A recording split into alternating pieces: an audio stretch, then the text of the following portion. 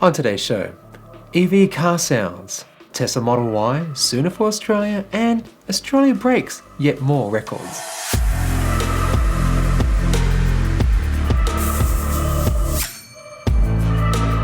Welcome everyone, my name is Chris and this is your show about everything happening in the space of renewable technologies like electric vehicles, solar battery storage and more. If you're new to the channel, welcome, subscribe, it does help the channel.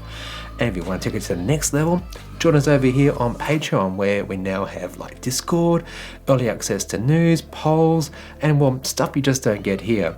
From as little as a coffee per month, you can join these awesome individuals like at producer level, like Nigel Farrier, Ashley Hill, Ray Johnson and Tessa and the Gong. Thanks to those guys and all the others who are supporting and keeping this channel going.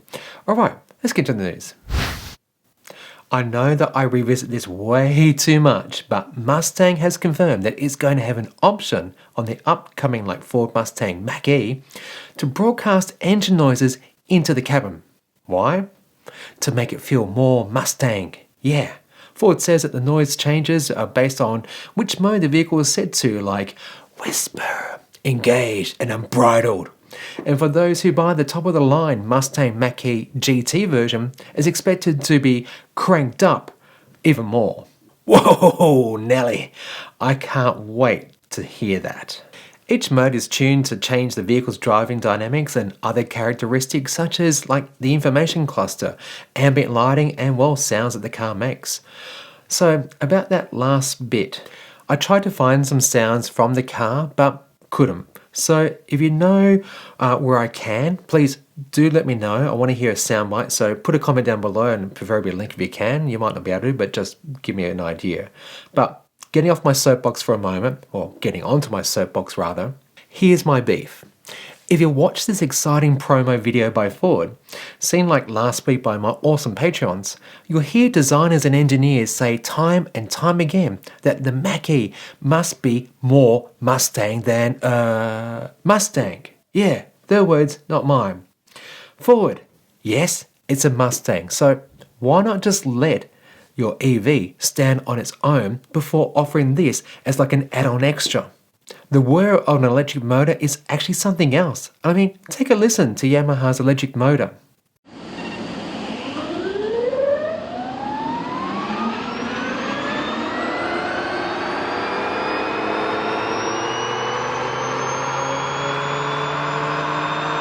I think that people who love the conventional galloping horse cars, or would they rather this? Yep, I wonder way back in the early 1900s, Ford actually offered customers this feature with their newfangled horseless carriages. Right? Am I being fair? Maybe it will be awesome. What do you think? Comment below, let me know. Okay, I need to do this. It's time for Promises is a segment that I do from time to time about what our politicians are and what not doing in the space of renewable technologies. And for this week, I need to get on my soapbox and vent because, I've got to get this off my chest. Nev Power, this guy from the National COVID Commission Advisory Board, the NCCC we'll call them, fronted the Senate committee examining the government's management of COVID-19 on Tuesday last week. And get this. He told senators if the government implemented the NCCC's recommendations, it would play a role in boosting the attractiveness of new infrastructure to pipe gas around the country by guaranteeing off-take agreements or future-proofing infrastructure. Weird. In my in-depth review, see up here and down there, I found that there'd been no material benefit to Australia from gas. Just subsidies, zero tax dollars given, and very few people employed in the industry. Here's a few quick facts for you. They get paid about $50,000 in subsidies per minute. They pay $0 tax, and they earn billions of dollars in profits, and they employ just 0.2% of Australia's workforce. That's less than 10,000 people. So I wonder what golden nuggets of wisdom Nev Power, the chair of the CCC, has to say to the committee on helping to shape Australia's future. governments intervening to support new gas projects was not necessarily a subsidy. Power said government intervention would ensure Australia's energy market was geared for the needs of an energy-intensive manufacturing sector. And well, he and the NCCC board, let alone my other favourite guy, obviously hasn't seen this show, where I've brought you like awesome projects like the Sun Cable, thermal storage for high energy industries, megawatt wind turbines, gigawatt hour battery storage, things that Australians have invented and will need government support with, well, not an industry that's stuck in the dinosaur age. But of course, it gets better.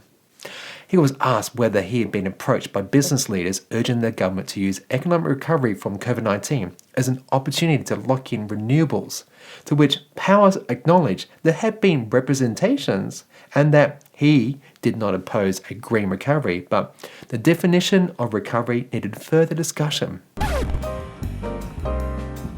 So this Year 10 paper on the gas-led recovery touts gas as the answer to Australia's way out of our COVID blues, no?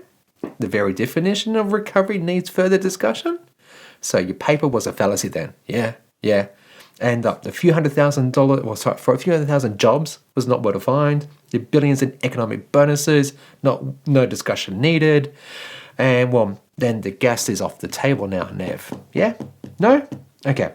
So whilst the Commission is recommending regulatory changes to boost the supply and transmission of gas to the domestic market, he was asked about renewables and said that, well, this porky, get this, it was not the role of the Commission to recommend specific projects. Oh my gosh, more than half of the NCCC paper is on gas. It's about gas, more than 30 pages of it. That's a specific recommendation to a technology and an industry. So that paper with non-specific recommendations about helping to subsidise the industry, cutting red and green tape, building a pipeline from Western Australia to South Australia and beyond to help gas companies export their gas to actually international markets, not domestic. Hell no, they don't make enough money. Well, that's to the benefit of, wait, you guessed it, gas companies and well, their shareholders. And you bet he and the NCCC is feeling mighty uncomfortable now that with a leaked report from the Manufacturing Task Force by Andrew Leveris, he's like a former Dow chemical executive and current Saudi Aramco board member, he recommended the government underwrite an increased national gas supply and that the government agencies partner with companies to accelerate development of new gas fields, such as like the Northern Territory's vast Beetaloo Basin, and states to introduce subsidy schemes for gas-fired power plants. They are in no way or shape or form a recommendation for specific projects now, are they? No. It's evident that the NCCC is stacked with fossil fuel executives who are directly connected with vested interests. They in no way they can be impartial, they can't be fair, and they hold the best interest of every Australian not.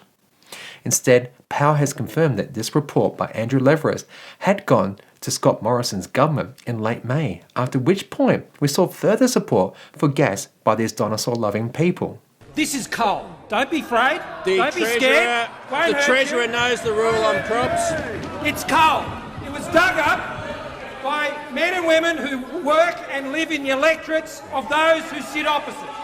Now, I know, natural gas is a fossil fuel. It contributes more than 7% of our CO2 emissions. It warms the planet. There is no planet B yet.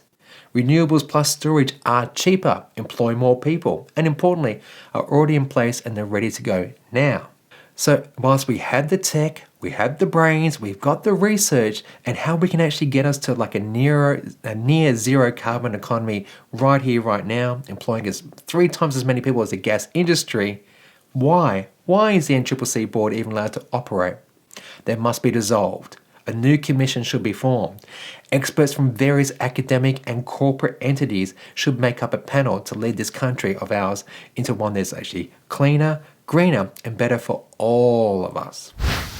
Audi has produced an animation for its upcoming E-Tron S, which, much like the plaid model S and X of our near future, which will also feature like 3 electric motors, So there's one at the front and two at the rear. And what this will mean is that through sophisticated control and regulation, the electric quattro, that's like Audi's term, but that they've used for 4 decades to describe all-wheel drive, with some like clever engineering to make it corner like it's on rails. And hey, quick side story.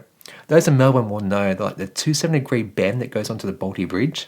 And well, many years ago, I was unfortunate enough, to be a passenger in my friend's Audi.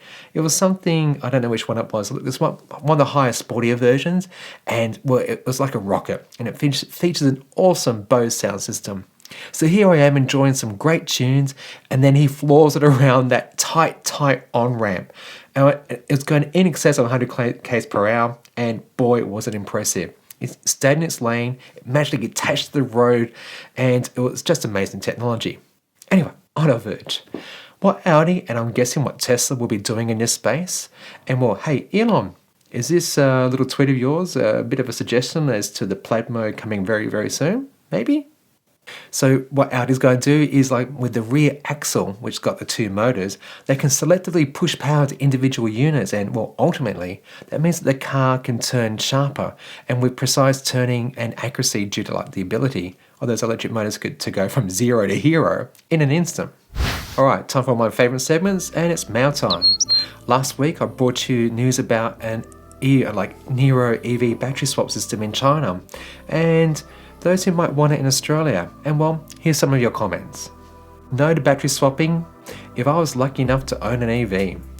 And this, regarding battery swaps, I think it is not desirable for the reasons you mentioned, or necessary for the majority of EV owners. I do greater than 95% on charging at home, and I'm happy to rely on the Tesla Supercharger network and ChargeFox, and others on longer trips. Drivers should be taking a break at least every 3 hours anyway, so I might as well make use of that time to charge up. And then this. Yes, the swap thing is great in China. No, we don't need it here in the AU. The thing with China is the fact that you cannot charge at home. Less than 5% of people in China have a home with a garage. This is why NIO will be the top 5 or top 2 car brands in China by 2025. In the US and other markets, NIO will just partner with Tesla to use maybe the Tesla DC charging sites. Prediction? I don't think that they'll do battery swap system in any other place than China, New York and London, where the same no garage issue exists. I would have no issue doing a battery swap effectively, as you only pay $40 to get a new battery each time. Think how you can do this with like an old gas bottle to get a new bottle full of gas from $25 at Bunnings. And finally this, time is much more valuable than money. People acting like their car battery is their child or puppy, cat or pet, and so attached to sentimental things like a battery. Just swap it out and replace, and save time. Who cares if it's not the original battery that came with the car when you bought it brand new? Okay, thanks Benny, Michael, Millen, and well, Cryptocurrency Moon Tesla Roadster. Gosh, that's like a seriously long screen name. Can you shorten it next time? Shorten it, please? Anyway, look, some very valid points there, and I guess the fact that it is available and that it addresses some people's concerns about filling up an EV in the same time it might take them to fill their petrol car. Plus, it makes a compelling selling point for those who need their cars on the road as much as possible. As for feeling protective about your battery, well, for me, I would be, as much as I'm protective about my car and other expensive things like that. People get very protective about these type of big ticket items, and an EV battery is seen as something that is, in my book, non-negotiable. Alright, so if you do have any questions or comments, whack them down below. I do want to hear from you. Try to reply to most if I can. And otherwise, yeah, look, subscribe, it's free. Okay, time for a quick blazing round of bites. Hyundai announced that the IONIQ brand will now become a dedicated one just to EVs, with 3 IONIQ EV models over the next 4 years. Starting in early 2021 with the IONIQ 5, that's a mid-size EV crossover type, followed by a sedan under the name of IONIQ 6, and well, you guessed it, the IONIQ 7, another SUV or CUV. Now, does this actually mean that Hyundai's Kona EV will be their last EV? And what's going to be taking over in that space? Curious to watch. Next, an update to a story I did back in February on Yamaha's development of electric motors, which now has some awesome video to go with it. Thanks to Randall from Twitter. At the top of the show, I briefly showed you a small portion of video and that awesome sound that these electric motors make. So if you want to take a look, follow the link up here somewhere and down there in the description. But here's a few quick facts for you. The compact motors use like high efficiency segment conductors and advanced casting and processing technologies for like motor sizes from 35 kilowatts to 200 kilowatts of power. Using interior permanent magnet synchronous motor, this, as some keen viewers will know, is what they actually use in the Tesla Model 3 and Model Y, where they've got like permanent magnet motors. They benefit from like the pre-excitation from the magnets, giving like the efficiency and performance gains. Yamaha says that it will begin taking orders for a high performance electric motors for use in either motorbikes, boats and cars. AGL Energy, that's like an electricity provider in Australia, has announced that it plans to install 1,200 megawatts, that's like 1.2 gigawatts, of new battery storage and demand response capacity by 2024. Detailed in their recent earnings call, AGL said that it was looking to expand its renewable investment with like 850 megawatts of grid-scale battery storage, as well as 350 megawatts of distributed storage and demand response capacity by 2024. In their announcement, they identified the Lytle coal-fired power station, gee, that's hard to say, that's going to be closed like in a few years' time. They're building in place a renewable power hub and Australia's next big battery. Initially planned as like a 150 megawatt battery, that's like the same size as a Hornsdale battery that was actually upgraded this year, so that's its new size. AGL has now asked tenders to provide up to 500 megawatts of battery storage, which, if done within like the next 2 years, will mean that there will be the world's largest lithium-ion battery in commercial use. Do you have one of those friends, let's call him Bob, and he's like this? Yeah, I'll buy an EV when it can do 1,000 kilometers on one charge. Yeah, because that's really safe, not having a break for like 1,000 kilometers, and ignores the complete fact that EV drivers leave home every day with a full tank. Anyway, Hyundai has just driven 3 of its electric Kona EVs more than 1,000 kilometers on a single charge. Thankfully, unlike Bob, this impressive feat was again done without needing to be recharged and over like 3 days. And they used just a 64 kilowatt hour standard Kona EVs. Power consumption was tiny 6.24 kilowatt hours per 100 kilometers. And known as hypermining obviously, they did this at a leisurely 29 to 31 kilometers per hour, no HVAC on, and obviously full use of regen. But still, an excellent result, and for those maybe applicable who live in like urban settings, and you can just see what EVs can do. Okay, quick little update on my EV incentives petition, where I'm urging the Australian government to please do more in this space. More than 25% of our CO2 emissions come from transport in Australia, and by helping consumers, companies, you name it, anyone get into an electric vehicle will actually bring that number significantly down. And so to date, more than 715 have signed it. And I'm trying to go for that magic 1,000 number, at which point I'm going to print them all off. I won't print them off. I'll rethink that. I might print them off just as a bit of a thing for our politicians to take note of, and I'm going to deliver it to all our state and territory, renewable type of ministers, as well as this guy. Because, in Australia, there is nothing happening in this space. In countries like America, Norway, and many others, EV incentives have done a lot to actually help minimize the impact that cars have, improve air quality for everybody, and just transform the world in which we live. And so, as much as you might be thinking, subsidies aren't it, Chris, they don't have to be.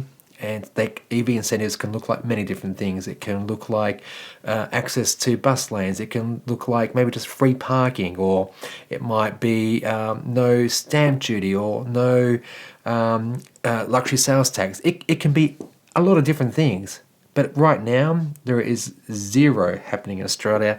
And until we get them in place, we're just not going to be going anywhere fast, are we? Now, my prediction of a Model Y in Australia is by 2022. It could be a lot sooner though, following Tesla successfully installing the world's largest casting machine at the company's Fremont production facility. This massive thing weighs 410 tons, is 19.5 meters long and 5.3 meters tall. That's a house, people. Seriously, it's a house. So this machine will reportedly be used to help improve efficiency building the Model Y, and by being able to cast the rear portion of the vehicle in just one single piece, which compared to the Model 3, which has more than 70 individual parts on the rear portion of the vehicle, that's quite impressive. Now, about my bet on the Model Y release in Australia, see out here if you want to know more about it. I said that this model will hit Australian shores when either the Giga Berlin or Giga Texas come online and they're in full production. So most likely by the end of 2021, that's already been said before. So that means 2022 here. Why? Well, because currently Tesla supplies almost all of its cars to the world except for China from the Fremont factory in America. And so, this new addition with the casting machine at the Fremont factory might mean that they can actually make the 500,000 vehicles per year, which is about 100,000 more than they had currently done, or rather have recently done. And that therefore means that Tesla could actually get the Tesla or Model Ys to Asia and Pan-Asia, like Australia and New Zealand, a lot sooner. Alright, that will wrap it up for today, and I really do hope you've enjoyed it, and thank you for watching all the way to the end. Hey, how long is that? Okay. There you go. Good job. Okay, how about if you watch it all the way to the end, do #MadeIt. Yeah? Because that's definitely a marathon right there. Anyway, if you have enjoyed it and you haven't subscribed, do so now. It does, I can't say it enough, it does help the channel. Basically, businesses out there, car companies, they actually approach me and they give me the opportunity to actually, access the news and media and other sort of stuff that, other channels just can't get. So please help the channel grow that way. That'll be really appreciated. But if you want to take it to the next level, yeah, do that. Join us over here on Patreon. Again, early access, polls, news, stuff you just don't get here, including behind the scenes shenanigans that, I haven't done anything really stupid lately, have I? Awkward. Probably have, but yeah. Anyway, go check it out over there. And look, you be good and you be great.